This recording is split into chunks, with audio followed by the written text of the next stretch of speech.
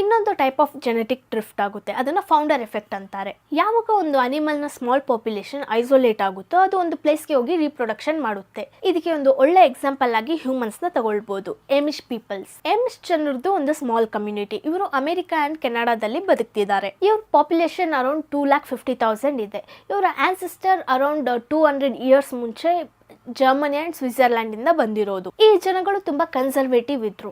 ಅಂದ್ರೆ ಅವ್ರ ಜನನ ಬಿಟ್ಟು ಔಟ್ಸೈಡ್ ಪೀಪಲ್ ನ ಯಾರು ಮದ್ವೆ ಆಗಿಲ್ಲ, ಅವ್ರವ್ರೊಳಗೇನೆ ಮದ್ವೆ ಮಾಡ್ಕೊಳ್ತಿದ್ರು. ಅದರ ರಿಸಲ್ಟ್ ಆಗಿ ಏಮಿಶ್ ಪೀಪಲ್ ನ ಪಾಪ್ಯುಲೇಷನ್ ಇವಾಗ 2,50,000 ಆಗಿದೆ. ಯಾರೋ ರೇಸಿಸ್ಟ್ ಹೇಳಿದ್ರು ಈ ತರ ಅವ್ರವ್ರೊಳಗೇನೆ ಮದ್ವೆ ಆಗೋದು ಒಂದು ಎಕ್ಸಲೆಂಟ್ ಥಿಂಗ್ ಅಂತ. ಆದ್ರೆ ಚಾರ್ಲ್ಸ್ ಡಾರ್ವಿನ್ ಪ್ರಕಾರ ಜೆನೆಟಿಕ್ ಡೈವರ್ಸಿಟಿನ ಕಡಿಮೆ ಮಾಡೋದು ಒಂದು ಒಳ್ಳೆ ವಿಷಯ ಅಲ್ಲ.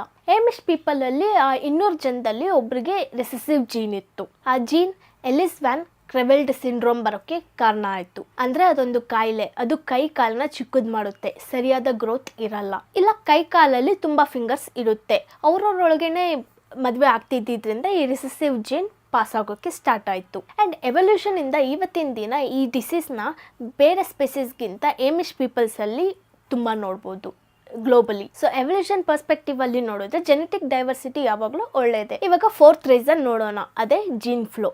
ಇದು ಜೆನೆಟಿಕ್ ಡ್ರಿಫ್ಟ್ಗೆ ಸಿಮಿಲರ್ ಇರುತ್ತೆ. ಆದರೆ ಇದರಲ್ಲಿ ಪಾಪ್ಯುಲೇಷನ್ ಟುವರ್ಡ್ಸ್ ಇನ್ನೊಂದು ಪಾಪ್ಯುಲೇಷನ್ಗೆ ಮೈಗ್ರೇಟ್ ಆಗುತ್ತೆ. ಆ ಎರಡರಲ್ಲೂ ಮಿಕ್ಸಿಂಗ್ ಇರುತ್ತೆ. ಇದಕ್ಕೆ ಎಕ್ಸಾಂಪಲ್ ಅಂದರೆ ಆಫ್ರಿಕನ್ ಮಲೇರಿಯಾ ಮಸ್ಕಿಟೋಸ್ ಅಲ್ಲಿ ಇನ್ಸೆಕ್ಟಿಸೈಡ್ ರೆಸಿಸ್ಟೆನ್ಸ್ ಜೀನ್ ಫೌಂಡ್ ಆಗಿದೆ. ಈ ರೆಸಿಸ್ಟೆನ್ಸ್ ಜೀನ್ ಬೇರೆ ಸ್ಪೆಸಿಸ್ ಆಫ್ ಮಸ್ಕಿಟೋಸ್ ಅಲ್ಲಿ ಇತ್ತು. ಆದರೆ ಆ ಮಸ್ಕಿಟೋಸ್ ಪಾಪ್ಯುಲೇಷನ್ ಬಂದು ಆಫ್ರಿಕನ್ ಮಸ್ಕಿಟೋಸ್ ಜೊತೆ ಇಂಟರಾಕ್ಟ್ ಮಾಡಿದಾಗ ಇನ್ಸೆಕ್ಟಿಸೈಡ್ ರೆಸಿಸ್ಟೆನ್ಸ್ ನ ಅದು ಪಾಸ್ ಮಾಡುತ್ತೆ. ಸೊ ಆಫ್ರಿಕನ್ ಮಸ್ಕಿಟೋಸ್ ಅಲ್ಲೂ ಅದನ್ನ ನೋಡ್ಬೋದು. ಇಲ್ಲಿ ನಿಮಗೆ ಅನ್ಸ್ಬೋದು ಎವಲ್ಯೂಷನ್ ಟೈಮ್ ಲೈನ್ ಏನು, ಎವಲ್ಯೂಷನ್ ಎಷ್ಟು ಫಾಸ್ಟ್ ಇಲ್ಲ ಸ್ಲೋ ಇರುತ್ತೆ.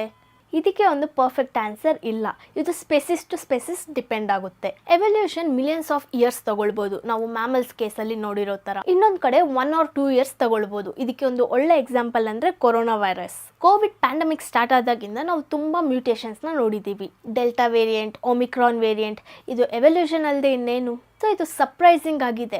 ಕಾಸ್ ಇವಾಗಲೂ ಕೆಲವರು ಎವಲ್ಯೂಷನ್ನ ಬಿಲೀವ್ ಮಾಡಲ್ಲ. ಎವಲ್ಯೂಷನ್ ಒಂದು ಥಿಯರಿ ಮಾತ್ರ ಅಲ್ಲ, ಅದು ಫ್ಯಾಕ್ಟ್ ಕೂಡ. ನಾವು ಯಾವಾಗ ಥಿಯರಿ ಅನ್ನೋ ಪದನ ಯೂಸ್ ಮಾಡ್ತೀವೋ ಅದರ ಅರ್ಥ ಸೈಂಟಿಫಿಕ್ ಥಿಯರಿ ಅಂತ. ಸೈಂಟಿಫಿಕ್ ಥಿಯರಿ ಆಗೋದು ಓನ್ಲಿ ಅದಕ್ಕೆ ಎವಿಡೆನ್ಸ್ ಇದ್ರೆ ಮಾತ್ರ. ಈ ವಿಡಿಯೋದಲ್ಲಿ ನೀವು ಎವಲ್ಯೂಷನ್ ಪ್ರೂವ್ ಮಾಡೋ ಅಂತ ವಿಡಿಯೋಸ್ನ ನೋಡಿದ್ರಿ. ಸೊ ಎವಲ್ಯೂಷನ್ ನಿಜ ಅಲ್ಲ ಅಂತ ಪ್ರೂವ್ ಮಾಡೋಕೆ ಯಾವುದೇ ರೀತಿ ಎವಿಡೆನ್ಸ್ ಇಲ್ಲ. 97% ಆಫ್ ಸೈಂಟಿಸ್ಟ್ ಎವಲ್ಯೂಷನ್ ನಿಜ ಅಂತ ನಂಬ್ತಿದ್ದಾರೆ ಅಂತ ಒಂದು ಎಸ್ಟಿಮೇಷನ್ ಇದೆ.